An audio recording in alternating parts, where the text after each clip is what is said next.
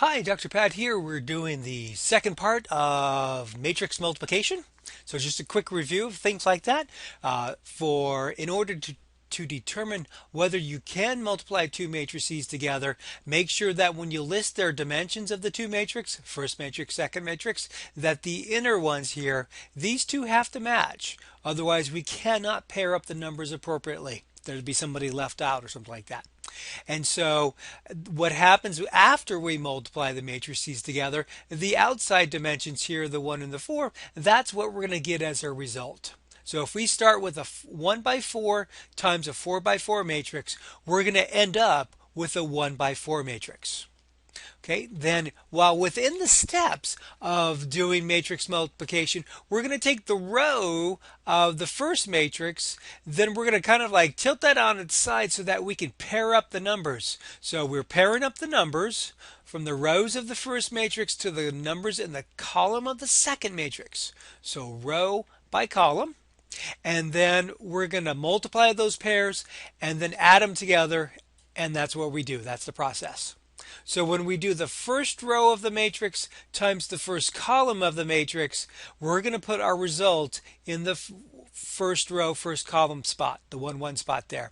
So if we did the third row times the second column, we would end up with the third row, second column. We would put our total in that spot right there. So which row, which column we're using, actually our results go in that same position. So that whole row column thing, very important to keep track of.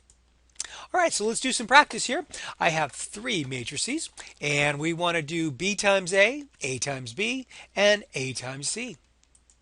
So for our first example, B times A, I'm taking the B matrix, multiplying it to the A matrix. And so you may recall, I'm going to take the first row here, this 3, 0, I'm going to pair them up with the first column there. So the 3 with the 1, the 0 with the 0, multiply, so 3 times 1 gives me 3, 0 times 0 is 0, so that's going to be 3.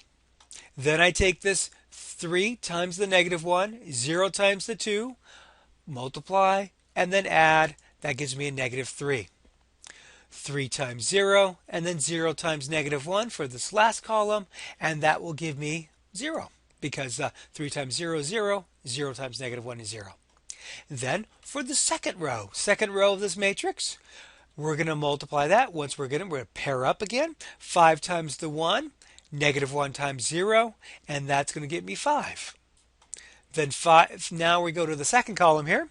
So the 5 times negative 1, negative 1 times 2, that'll give us negative 7. So we multiplied and added that. And then our last column here, 5 times 0, negative 1 times negative 1, add them together, you get your 1. So the 5 and the negative 1, they came from the second row of this matrix, of the B matrix. So all our results when using 5 and the negative 1 were all in the second row of the resulting matrix. Okay, so how about A times B? Okay, A times B. Wait a minute. Something's just not going to, this doesn't make sense here.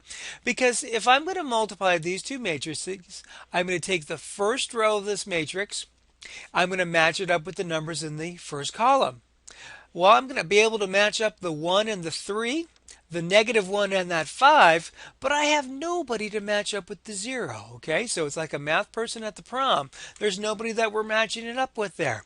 So we've got a problem here. This puppy right here has too many columns. A matrix has too many columns because that's three numbers that I have to match up, and I only have two people in the column here. So that's not working right. So just remember, this first matrix is a 2 by 3, 2 rows, 3 columns.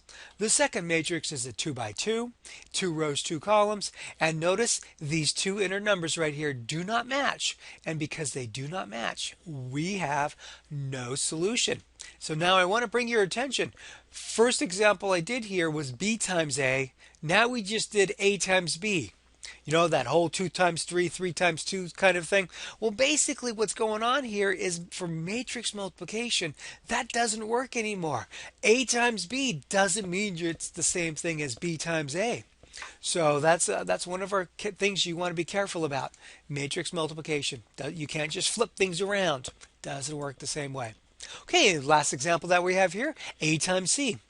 Okay, so what we're going to get here, here's our result here. We're going to take that first row here, this 1, negative 1, 0, going to match it up with each of the columns. Going to pair up the numbers with each of these columns.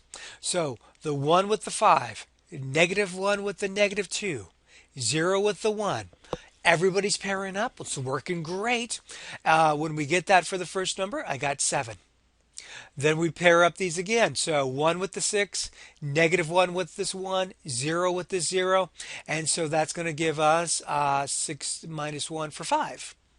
Then we do the next column over here with this row again. 1 with the 0, negative 1 with this negative 3, 0 with this 1. Multiply, get a result. It looks like we only get 3. We'll get 3.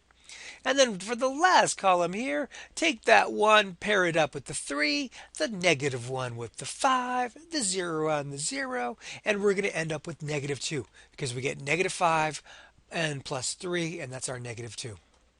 Now we're ready for that second row. Take that second row, once again, match up with all the numbers in each of these columns, do it 4 different times, and these are the numbers that we get when we do that. We get the 2 with the negative 2, the negative 1 with the 1. That gives us a negative 5. The 2 with the 1, the negative 1 with the 0. Remember that 0 there with that 6, that's 0, so that's not going to matter. So then we just end up with a nice 2. The 0 with the 0, the 2 with the negative 3, the negative 1 with the 1. That's going to give us, negative 7, right? Because the negative 3 times 2 is negative 6, and another negative 1. And our last column here, the 0 with the 3, we're pairing them up. The 2 with the 5, that's another pair that we've got. And the negative 1 with the 0. We did the pairing up, we do the multiplication, add the result, and we get a 10. And so that's our matrix multiplication by hand. You could actually put these into a calculator, type in your A, type in your C matrix, type in A times C, boom, it should get you out the same kind of situation that we have here. Get us the same result. So, hope this was helpful. Talk to you later.